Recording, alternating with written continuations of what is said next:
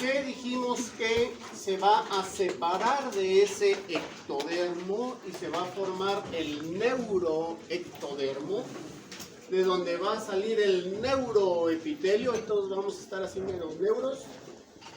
Y entonces,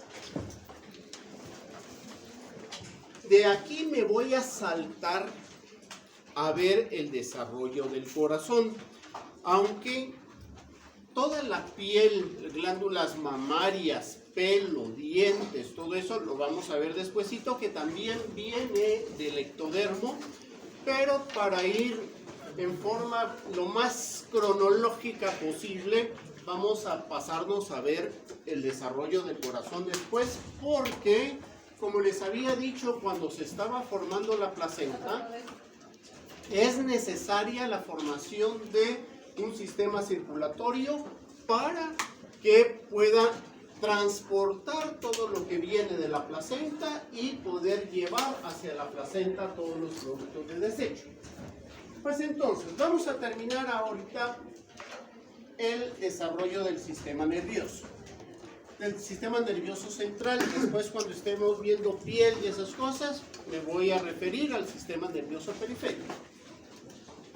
Pues entonces, habíamos dicho que este tubo que se formó desde la tercera semana del desarrollo, durante la cuarta semana se había tenido esa contorsión longitudinal el embrión, y en la porción cefálica se habían formado 3 vesículas. Se forman las 3 vesículas a consecuencia de estos estrechamientos que son acotaduras, y el epéndimo forma ventrículos. Entonces tenemos las vesículas, los ventrículos adentro y estas acotaduras. Teníamos 3 vesículas primitivas o primarias, depende en qué autor lo estén viendo ustedes, que teníamos el rombencéfalo, el mesencéfalo y el prosencéfalo. Esas son las 3 vesículas primarias. Luego, ya este rombencéfalo va a sufrir una acotadura y además una contorsión, de tal suerte que ese rombencéfalo se va a dividir en 2, en el mielencéfalo y el metencéfalo. El mesencéfalo dijimos que quedaba tal cual, y el prosencéfalo se va a dividir en el diencéfalo y las 2 vesículas telencefálicas. Eso está bien claro. Entonces, derivados de estas vesículas, habíamos dicho, tenemos del mielencéfalo se va a originar el bulbo raquídeo.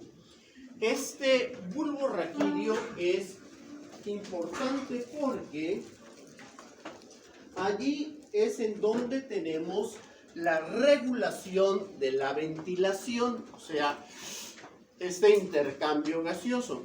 ¿Quién de ustedes se ha levantado con la preocupación de que no se me olvide respirar hoy? ¿Sí? O sea, bueno, más algún viejito a lo mejor dice, ay, qué bueno que respiré hoy, ¿verdad? Pero también, ¿cuándo han visto ustedes un suicidio así? Sí, o sea, no se puede. ¿Y por qué no se puede? Eso es a consecuencia de este bulbo raquídeo. Entonces, este bulbo raquídeo, ya vimos la forma que tiene, ¿se acuerdan dónde está? O sea, inmediatamente después de la médula espinal viene este bulbo raquídeo, y entonces ahí tenemos un centro neumotáxico, que es un acúmulo de neuronas allí en este que se le llama centro neumotáxico. Tenemos un centro inspiratorio y un centro expiratorio. Estos son acúmulos neuronales que están allí en el bulbo raquídeo derivado de este mielencéfalo. Entonces, como no hemos usado los pulmones durante todo el desarrollo embrionario, esos pulmones están llenos de líquido amniótico. Y en el momento que se corta la circulación del cordón umbilical, este niñito, ahorita que le están sacando, que nos está sacando la cabecita, Y entonces empieza a acumular dióxido de carbono y más dióxido de carbono y más dióxido de carbono, hasta que la acidez provocada por el dióxido de carbono, que el dióxido de carbono dentro con el agua del plasma forma ácido carbónico. Y entonces este ácido carbónico arranca este centro neumotáxico. Este centro neumotáxico envía un mensaje neuronal a el centro inspiratorio, y este centro inspiratorio está conectado al diafragma y nuestros músculos intercostales, ¿sí? Por los nervios frénicos. Estos nervios hacen que inhalemos, o sea, nuestra primera inhalación es cuando tuvo el estartazo este centro neumotáxico a consecuencia de ese dióxido de carbono. Pero cada vez que nos estamos inflando, ustedes en ningún momento están pensando, ya no me tengo que inflar, ¿sí? O sea, esto es una cosa automática en donde cuando empieza el diafragma a contraerse para inflar los pulmones, empieza a enviar un mensaje al centro expiratorio diciendo, me estoy contrayendo, me estoy contrayendo, me estoy contrayendo. Así como si ustedes levantan una pesa, llevan un mensaje al cerebro en donde, ¿cómo está de pesado esto? ¿Sí? Pues entonces, se está contrayendo este diafragma y envía el mensaje al centro expiratorio, y este centro expiratorio le envía un mensaje inhibitorio al centro neumotáxico. Entonces, este centro expiratorio, al enviarle ese mensaje inhibitorio, desconecta el centro neumotáxico desconecta el centro inspiratorio desconecta estos nervios frénicos que iban para el diafragma, y entonces se desconecta el diafragma y se relaja y ya sacamos el aire. Y menos mal, porque si no, de veras, nos inflamos, ¿verdad?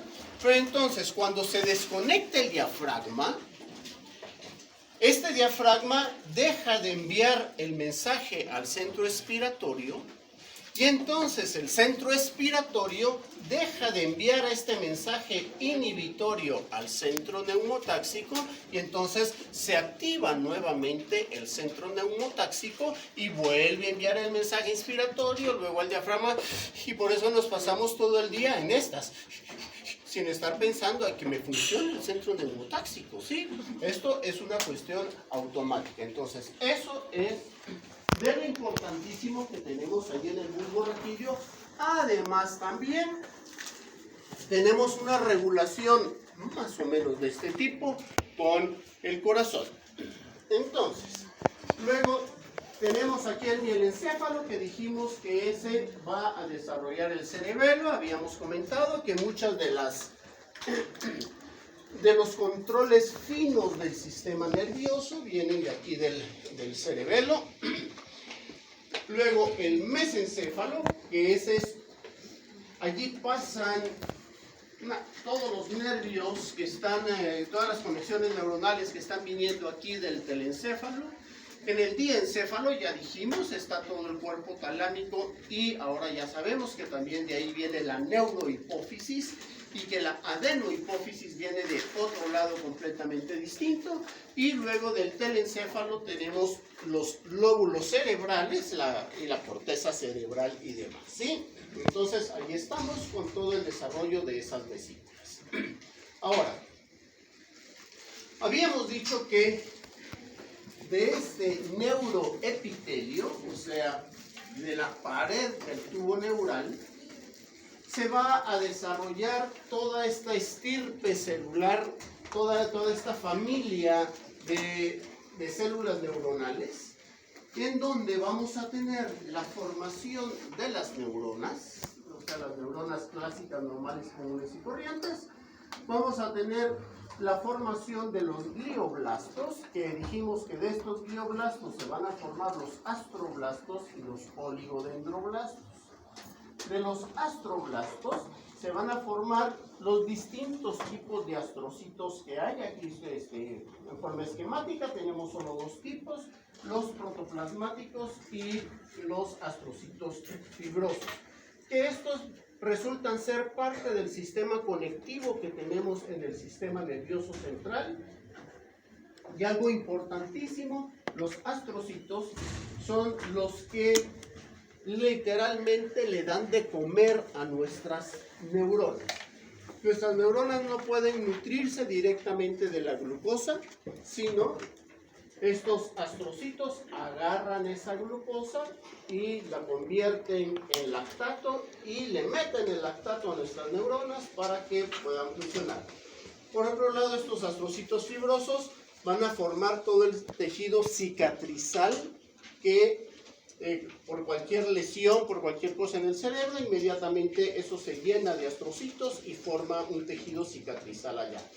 Allí, por otro lado, ya habíamos comentado antes, nosotros a partir de los 22 años, ya están ustedes ahí muy cerquita en esas cosas, se les empiezan a morir de fijo, unas 12,000 neuronas diarias, que no se les muera lo que se aprendieron hoy, ahí, que estas no se me van a morir, ¿sí?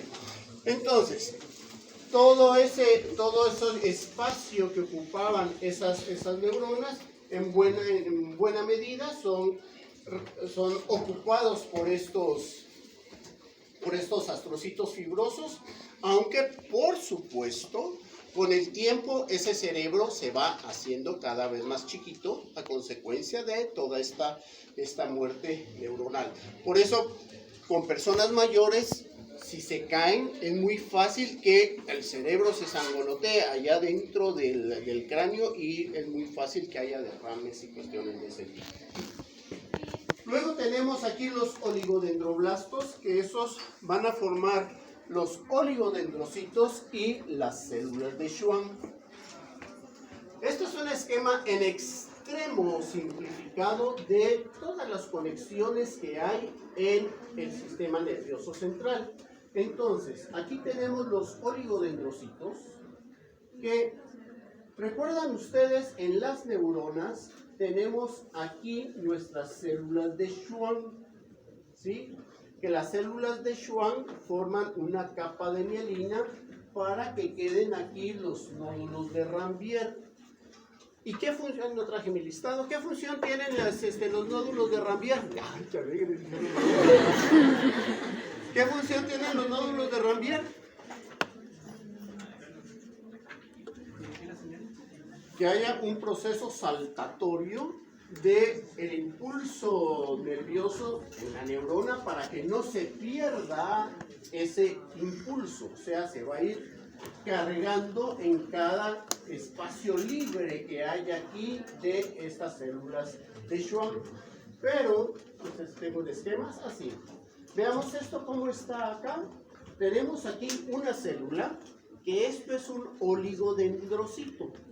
Un oligodendrocito va a agarrar un axón de una célula y lo va a envolver, pero puede agarrar el axón de otra célula, el mismo oligodendrocito, y el mismo oligodendrocito puede formar varias capas de mielina en la misma neurona. Esto tenemos aquí este oligodendrocito que puede agarrar un axón y envolverlo, puede agarrar un axón de otra célula y envolverlo, y entonces al final, ¿qué es esta capa de mielina? La capa de mielina es una capa de fosfolípidos. ¿Y por qué fosfolípidos? Porque las membranas de estas células, como todas las membranas celulares, está hecha de fosfolípidos. Entonces, si vemos cómo está envolviendo aquí a un axón, eso es como que tuviéramos una pasta de dientes, le destripo toda la pasta de dientes para un lado y entonces me va a quedar la membrana. Y entonces envuelvo con la cáscara del bote ese, de la pasta de dientes, que esa sería la membrana celular. Y entonces tenemos solo fosfolípidos aquí, porque eso es solo membrana celular. Entonces, en el sistema nervioso central tenemos oligodendrocitos que van a formar estas capas de mielina. En cambio, las células de Schwann, que también vienen de aquí, de los oligodendrocitos, cada una de estas es una célula. Esta es otra célula aparte, esta es otra célula aparte, esta es otra célula aparte. Entonces, todo el axón está envuelto por células individuales y pueden ser cientos de células que están así. A diferencia de, en el sistema nervioso, una sola célula puede agarrar varios axones. Entonces, esta es la diferencia que se tiene entre estos oligodendrocitos y las células de Schwann. Las células de Schwann son individuales en el axón y puede haber un montón. Entonces, esta célula se quedó allí, está el núcleo y esa célula envolvió un pedacito del axón, y esto es en el sistema nervioso periférico y esto es lo que tenemos en el sistema nervioso central. Ya habíamos comentado de algunas anomalías que se dan en el momento en el cual no se cierran los neuroporos. Esto es una espina bífida oculta, en donde este mechón de pelos evidencia esa espina bífida que está ahí oculta. Porque se recuerdan que les decía que cuando no se cierra el tubo neural puede ser a distintos niveles. Puede ser que el tubo completo no se cierre, o puede ser que el tubo sí se cierre, pero no se cierran las meninges. O puede ser que se cierre el tubo, se cierren las meninges, pero no se cierre el músculo o la vértebra. Primero la vértebra, ¿verdad? Puede ser que la vértebra quede abierta, aunque sí hayan cerrado las meninges, pero la vértebra se quedó abierta. O puede ser que se cierre la vértebra, pero ahora no se cerró el músculo. O puede ser que se cierre el músculo, pero no se cerró la piel. Entonces, el hecho de que no se cierre el tubo neural, particularmente en el neuroporo anterior y el neuroporo posterior, da aquí la espina bífida, que ya habíamos visto que puede darse a distintos niveles. Esto sigue siendo esa espina bífida que no se cerró. Esto está completamente abierto hasta el tubo neural. Esto es un cráneo bífido. Aquí es cuando no se cerró el neuroporo posterior, y esto es cuando no se cierra el neuroporo anterior. Entonces, aquí, cuando esto no se cierra, puede haber acrania, o sea, puede ser acéfalo, que no se desarrolle, o el cráneo, o que no se desarrolle el mismo cerebro. Y pues se pueden tener distintas anomalías. Por ejemplo, aquí no se desarrolló el cerebro y consecuentemente no se desarrolló el cráneo como debería formarse allí atrás. Aquí tenemos hidrocele, en donde no se cerró ese tubo y se está saliendo todo el líquido cefalorraquídeo, y entonces se producen estas anomalías. Esto no se cerró el tubo anterior y puede ser aquí a distintos niveles. Esto puede ser tenemos toda la porción cerebral en su lugar, pero vamos a tener aquí las meninges en donde está saliendo aquí el líquido. Puede salir una porción del tubo neural, y aquí puede salirse completamente una parte del cerebro. Entonces, lo que se ha visto, por ejemplo, es que el ácido fólico influye directamente sobre la facilidad para el cierre del tubo neural. Por eso es que habrán visto ustedes que a las mujeres embarazadas se les receta el ácido fólico. Ahora, no es indispensable si tienen una nutrición adecuada. El problema que tenemos nosotros en nuestra población es que no tenemos una nutrición adecuada y hay deficiencia de ácido fólico, y a consecuencia de eso hay una incidencia importante en los defectos del tubo neural. Bien, estamos con esto entonces. Lindura. Vamos a ver entonces ahora el desarrollo del corazón.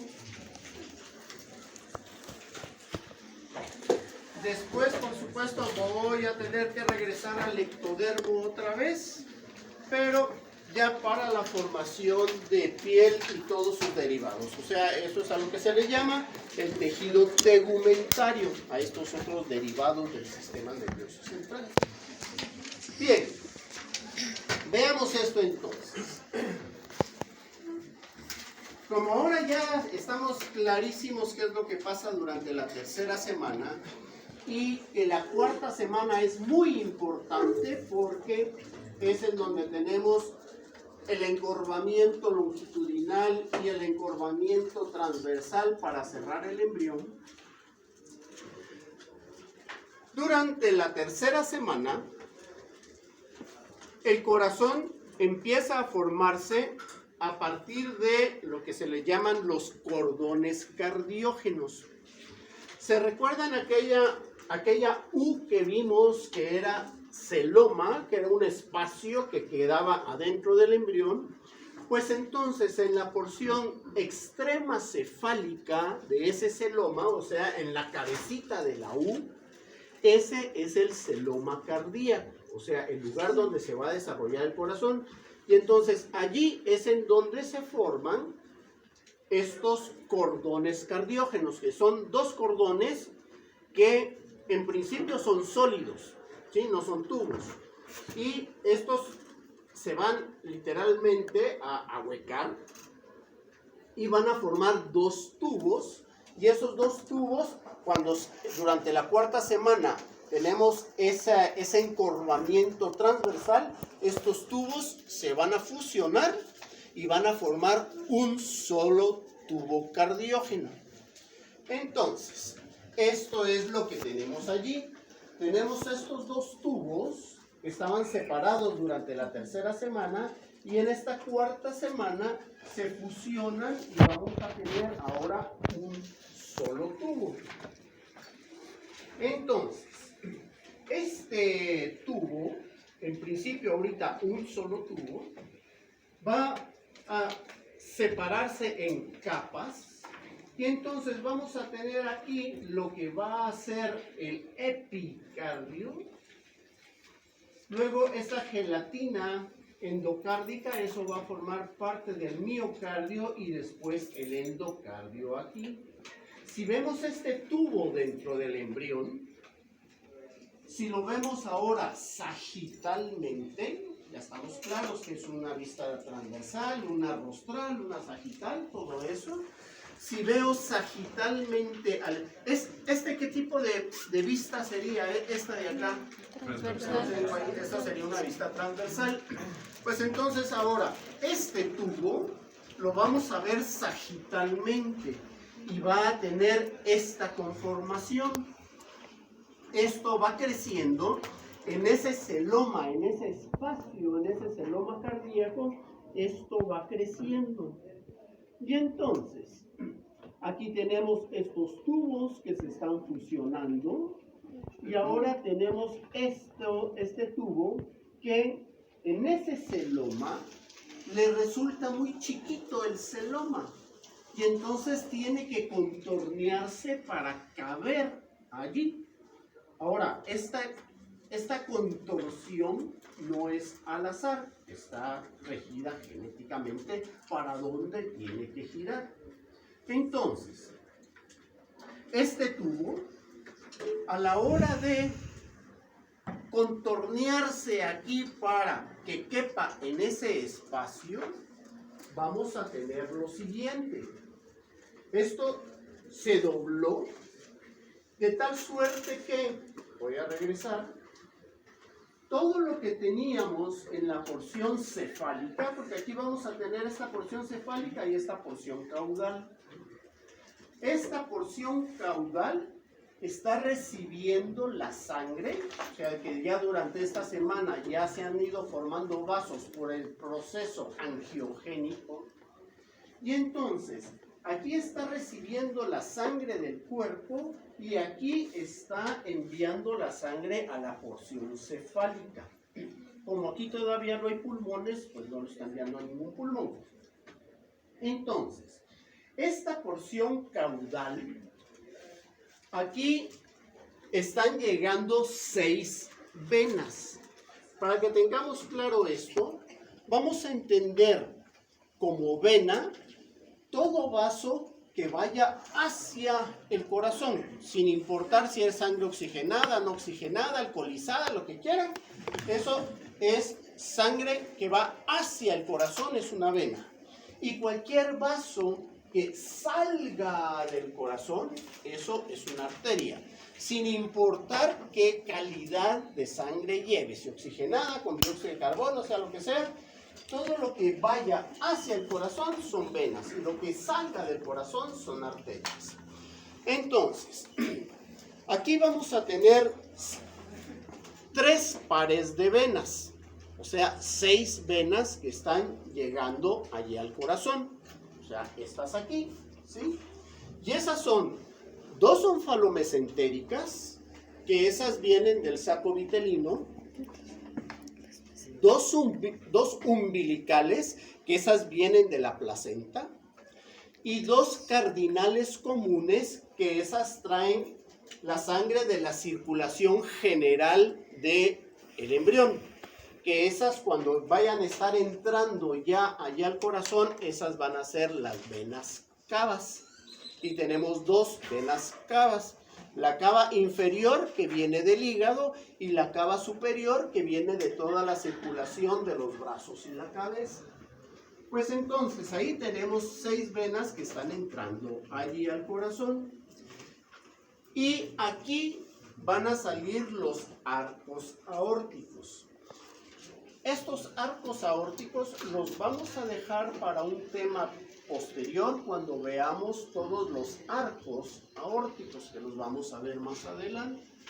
Pues entonces, aquí, toda la parte cefálica, cuando esto se contorsiona, va a quedar como una U. Entonces, de eso que se contorsionó, esta era la parte cefálica, que ahora va a quedar en posición ventral. ¿Sí? Esto estaba así, el corazón se hizo así, y entonces lo que estaba aquí arriba en la posición cefálica quedó en posición ventral, y lo que estaba en posición caudal quedó en posición dorsal.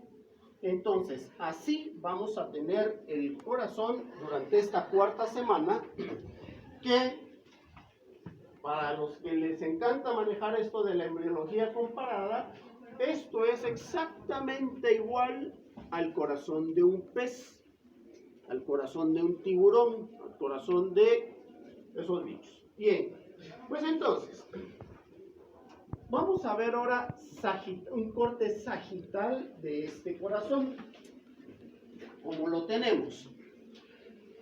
Aquí tenemos esos vasos, esas 6 venas que estaban llegando. Entonces, el sitio en donde se unen esas 6 venas, ese va a ser el seno venoso. Entonces, donde entran las 6 venas es el seno venoso. El seno venoso viene a desembocar a la aurícula. O sea, les digo la aurícula porque tenemos una sola aurícula en ese momento. Luego tenemos el ventrículo, que tenemos un solo ventrículo allí, y luego tenemos el tronco arterioso. Entonces, esas son las 4 vesículas primarias del corazón: el seno venoso, la aurícula, el ventrículo y el tronco arterioso. En alguna bibliografía lo van a encontrar como cono arterioso, es lo mismo. Pues entonces, ¿cuántas aurículas tenemos nosotros? 2. Tenemos 2 aurículas. Pues entonces ahora tengo que ver cómo de esta aurícula única hago que aparezcan 2 aurículas. Pues eso está muy fácil. Voy a agarrar solo el pedacito de la aurícula aquí. Vamos a obviar eso después. Y entonces veamos cómo se forman estas aurículas. Desde la parte ventral del corazón va a empezar a aparecer una membrana que es el septum primum o septum primero, como quieran llamarlo. Este septum primero o premium, es una membranita que se va a estar desarrollando en el centro de esta aurícula y va a ir creciendo en dirección a la pared opuesta, ¿sí? Entonces tenemos esto está creciendo, va creciendo, si lo vemos aquí, tendríamos esto que va creciendo en el centro. Y ahora, mientras esto va creciendo, este es el septum premium. Septum le vamos a llamar a cualquier pared, cualquier cosa que parta algo en dos, ¿sí? Pues entonces, como esto va creciendo, va dejando un agujero. Este agujero de aquí. Ese agujero va a ser el foramen premium. Un foramen es cualquier agujero que haya en el cuerpo, ¿sí? El foramen occipital es en donde nos entra la médula espinal al cerebro. Ese es el foramen. Si se pegan un tiro, les va a quedar un foramen por aquí también. Así por otro lado.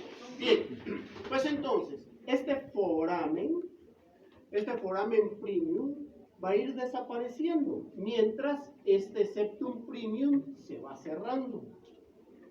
Se va cerrando y se cierra completamente, pero en el camino vamos a tener unos agujeritos en la membrana, en el septum premium, que se va picando esto aquí así, y se fusionan todos esos agujeritos para dejar un solo agujero. Y entonces cuando nos queda ese único agujero, ese es el foramen segundo. El foramen premium ya desapareció. Y el foramen segundo lo vamos a tener ahora acá. Entonces, ahora vamos a tener, si tuvimos un septum premium, ¿por qué no vamos a tener un septum segundo? Entonces vamos a tener un septum que está creciendo ahora en dirección opuesta a como había crecido el septum premium. Pues entonces, este septum segundo, no perdamos de vista este foramen segundo que teníamos allí, porque cuando esto va creciendo, va a dejar un agujero, pero va a dejar un agujero que no coincide con el foramen segundo. Van a estar desalineados. Y ese desalinee allí es bien importante porque veamos ahora en un corte transversal del embrión. Esto sería un corte rostral del embrión, del corazón. Vamos a tener acá, aquí teníamos ese foramen segundo. Este es ese que se estaba formando aquí, que no coincide con el agujero este de acá. Entonces, cuando esto ya no coincide uno con otro, porque me quedó este agujero aquí y me quedó el foramen segundo que teníamos acá, pues entonces cuando no coinciden esos dos, esto va a formar una válvula, que ese es el agujero oval. Y este agujero oval lo que va a hacer es que teníamos este agujero que no coincidía con este agujero de acá. Entonces, cuando llegue la sangre a esta aurícula, va a empujar esta laminita para acá, de tal suerte que la sangre se va a venir para acá, pero si esta sangre se quiere ir de regreso, va a tapar, va a cerrar y entonces bloquea la sangre de regreso. Entonces, esta sangre que viene a la aurícula aquí, se va a venir para la aurícula izquierda, de tal suerte que ¿hacia dónde se iría la sangre que viene a esta aurícula? Se iría al ventrículo izquierdo, y del ventrículo izquierdo se iría a los pulmones. Pero como no tenemos pulmones, no sirve de nada enviar esa sangre al ventrículo. Por lo tanto, este agujero oval sirve para desviar la sangre a esta aurícula para que no se vaya la sangre a los pulmones, que ya se van a ir formando, que vamos a ver eso después. Entonces, ahorita ya tenemos un corazón con 2 aurículas y un ventrículo. Ahorita tenemos corazón de sapo, ¿sí? De rana. Así son los corazones de los anfibios. 2 aurículas y un ventrículo. Después este ventrículo, el tabique interventricular va a ir creciendo, pero va a ir dejando un espacio entre los ventrículos, y entonces ahí vamos a tener corazón de iguana. Así tienen el corazón las iguanas, o sea, sin este tabique, y va a ir creciendo hasta que ese tabique termina de crecer y ya se dividen los 2 ventrículos, las 2 aurículas, y ahora ya tenemos corazón de cocodrilo. ¿Sí? Así estamos. Y digo corazón de cocodrilo porque todavía hay cortocircuitos circulatorios. Todavía no llegamos a corazón de pollo. Ahorita vamos a tener corazón de pollo después. Entonces, esto es lo que tenemos como circulación fetal. La circulación fetal va a ser, primero, ¿se acuerdan esas 6 venas que dijimos al principio? Todo el lado izquierdo de esas venas van a desaparecer y nos va a quedar solo del lado derecho la vena umbilical y nos va a quedar acá lo de las cavas. Pero entonces veamos cómo está circulando la sangre aquí en el feto. Viene la sangre del feto está llegando por arterias hacia la placenta, por 2 arterias umbilicales. Si les estoy diciendo que son arterias, es porque esa sangre viene del corazón hacia la placenta, pero esa sangre no está oxigenada. Entonces, aquí en la placenta se oxigena y el intercambio de nutrientes y todo lo que quieran. Y ahora por la vena umbilical, viene la vena por acá. Si nosotros hacemos un corte de cordón umbilical, ninguno de ustedes tiene guardado porque las abuelitas guardaban el pedacito de cordón umbilical, ¿no? De ombligo. Nadie lo guardó, pregúntenle a la abuelita, seguro lo tiene con la foto. Ay, cuando nació el niño, ahí le ponen el pedacito que le cortaron de ombligo. Pues entonces, si lo ven, ese cordón umbilical tiene 2 arterias y una vena. Y eso es porque la otra vena umbilical se obliteró, se perdió. Pues entonces, por esta vena que va por acá, que es la vena umbilical, llega al hígado, pero como en el hígado ya nuestra nana nos está trayendo todo digerido, ya nos está llevando todo eso allí, entonces aquí tenemos un cortocircuito circulatorio. Y eso es para que la sangre no entre aquí al metabolismo hepático. Y entonces este cortocircuito circulatorio es el conducto venoso. Entonces ahora viene la sangre y ya se viene por acá por la cava inferior, llega a la aurícula, que en un corazón ya desarrollado de adulto, esta sangre se iría aquí al ventrículo derecho. Este ventrículo derecho enviaría la sangre a los pulmones. De los pulmones se vendría la sangre aquí a la aurícula izquierda, luego al ventrículo izquierdo y luego ya a la circulación sistémica. Pero como no tenemos pulmones funcionales, entonces aquí es en donde está ese agujero oval que vimos hace un momentito, para que la sangre no se venga al ventrículo, sino que se pase de una vez para acá, para la otra aurícula, y pase al ventrículo y de una vez a la aorta. Entonces aquí no tenemos nada que hacer con los pulmones. Y aquí tenemos otro cortocircuito circulatorio. El primero es este del hígado, el segundo el agujero oval y el tercero es este conducto arterioso que si algo de sangre se va para el ventrículo, este ventrículo envía la sangre a los pulmones que se están desarrollando, pero entonces aquí tenemos ese cortocircuito que envía la sangre a la aorta. ¿Sí? Hay una conexión allí de la arteria pulmonar a la aorta y entonces envía la sangre a la aorta y ya no va a llegar sangre a los pulmones. Entonces, en el momento del nacimiento, cosas importantes que tienen que pasar es el estartazo aquí de ese centro neumotáxico para que... ¿Y a dónde me trajeron, verdad? O sea, le saca la cabecita, inmundo. Primero, él toda la vida no ha necesitado ventilarse. Sus pulmones siempre han estado llenos de líquido amniótico y ahorita, y además todo a 37 grados centígrados. En el momento que está saliendo, bueno, y eso aquí, ¿verdad? A 20 grados centígrados, ay, pero qué frío, estaba a 27. Y todavía no puede regular su temperatura.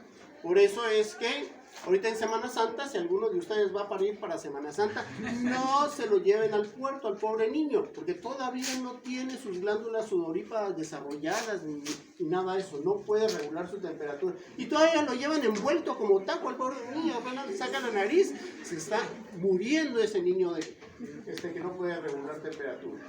Bien, pues entonces, en el momento del nacimiento ocurre ese estartazo que decíamos para que jale aire por primera vez este niño y se cierran todos estos cortos circuitos circulatorios. Este conducto venoso se va a obliterar y se va a formar el ligamento venoso. Y vamos a tener un ligamento allí. ¿Todos han comido hígado o no? ¿Sí? La próxima vez que coman hígado, regístrenle allí a ver si tuvieron la suerte de que les tocara el ligamento venoso, porque es lo único duro que hay en el hígado. No es que están masticando y encuentran algo duro en el hígado, ¡ay, el ligamento venoso! ¿Sí? Porque todo lo demás es tejido blando, solo este ligamento es duro ahí. Bien. Luego, también en el nacimiento se tiene que cerrar este agujero oval y tiene que cerrarse este conducto arterioso, que en el momento que se cierra se va a convertir en el ligamento arterioso, que si hacemos una disección, pues vamos a encontrar ese ligamentito que une a las arterias pulmonares con la aorta. Dígame usted. Solo una pregunta, ese no es el que ustedes mencionaban una vez que el segundo parto era complicado, ¿no puede ser la formación ahora de ese ligamento? Ah, no. No, eso es a consecuencia del RH en particular, porque vimos en la formación de la placenta, la sangre del niño en ningún momento está en contacto con la sangre de la madre, porque están las barreras placentarias. Pero entonces, allí, si fuera el primer parto y tienen RH distintos, no hay problema, porque no se han mezclado. Pero durante el parto, toda la sangre de este niño en el desprendimiento de la placenta, en el rompimiento de la placenta, en el rompimiento de las deciduas, entonces ya entra en contacto la sangre de este niño con la madre y entonces la madre ya genera anticuerpos hacia ese RH. Y entonces si el próximo niño viene de ese RH contrario al de la madre, entonces sí hay problema para el segundo parto. Este agujero oval, a lo mejor muchos de nosotros podemos tener ese agujero oval mal cerrado. Y cuando definitivamente no se cierra, sí es problema, porque la sangre no se está oxigenando. Y entonces cuando sale el muchachito, no solo no muy bonito, sino que ahora morado, porque no está oxigenando. Entonces pasa la sangre que ya debe de irse a los pulmones, pero se va para acá y no se va a los pulmones, y entonces sí es necesario una intervención allí para cerrarle ese agujero. Les decía que a lo mejor algunos de nosotros, es posible, ese agujero no se cerró completamente y a lo mejor nos entierran y ni nos enteramos. Lo que sí es que probablemente ninguno de nosotros se metió a competir a las Olimpiadas porque iba con la lengua de fuera porque no oxigenaba adecuadamente, pero si solo caminamos aquí, subimos al tercer piso y bajamos, ese agujero si quedó medio abierto no nos va a importar mayor cosa. Bien, ahora, no le había puesto coco al tabique interventricular,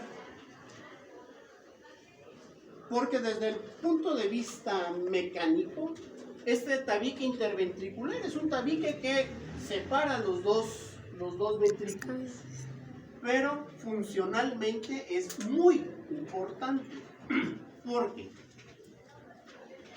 aquí en el seno venoso, cuando se formaron las aurículas, el seno venoso se incorporó a la aurícula derecha. Y entonces, nuestro corazón palpita, está el sístole de las dos aurículas. Vamos a entender, sístole es la compresión y diástole es la extensión, ¿sí? Entonces, vamos a tener el sístole de las dos aurículas simultáneas y después vamos a tener el diástole de las aurículas y después el sístole de los ventrículos. Pues entonces, y después diástole. Entonces vamos a tener sístole de las dos, diástole, sístole del ventrículo y diástole. Y después eso se repite. Entonces nuestro corazón está así en estas. Mientras estas están en diástole, los ventrículos están en sístole. Cuando estas están en sístole, los ventrículos están en diástole. Pues entonces, ¿qué es lo que hace que eso funcione así? Es aquí el haz de His. El haz de His es una conexión que tenemos con el seno aurículo-ventricular acá. Esto en el seno venoso es donde se origina el latido cardíaco. Esto es, todas las células cardíacas pueden palpitar y van a palpitar por su cuenta si los dejamos que palpiten por su cuenta. Pero entonces, como todas están palpitando por su cuenta, lo que hace este seno venoso es enviar el mensaje para que todas palpiten simultáneamente. Si no, cada una que empiece a palpitar por su cuenta, lo que vamos a tener ahí es una fibrilación cardíaca. Bien, entonces, esto es lo que tenemos de los eventos cardíacos.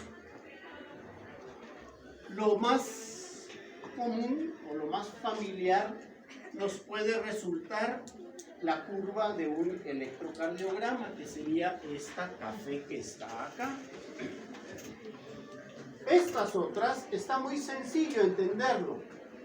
Esta azul que tenemos aquí es el volumen que tienen cada una de las cavidades. Esta es la presión que tienen cada una de las cavidades. Y esto aquí es el sonido que tiene el corazón. Ustedes, si se tapan los oídos, no solo para no oír la bulla de afuera, pueden oírse el corazón. Y van a oír que tiene dos sonidos. Tiene un pum y otro chiquitillo. Pum, así, chiquitito, ¿sí? Pues eso es el sonido en el momento que se están cerrando las válvulas, que se cierran las valvas de las válvulas. Entonces, veamos si tengo aquí estas de aquí son las válvulas semilunares, que son las que están sacando la sangre hacia las arterias, y ese es el sonidito así suavecito que oímos. Pero cuando se cierran estas válvulas entre las aurículas y los ventrículos, ese es el pum grande que se oye. Entonces cuando esto se cierra, se oye pum. Y cuando esto se cierra, pues ustedes vayan caminando así y van a agarrar un ritmo.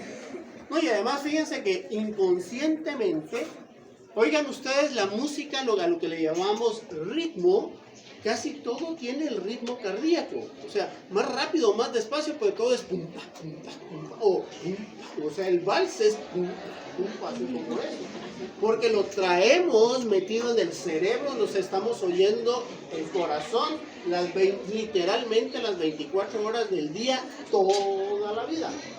Bueno, dejamos esto por acá entonces.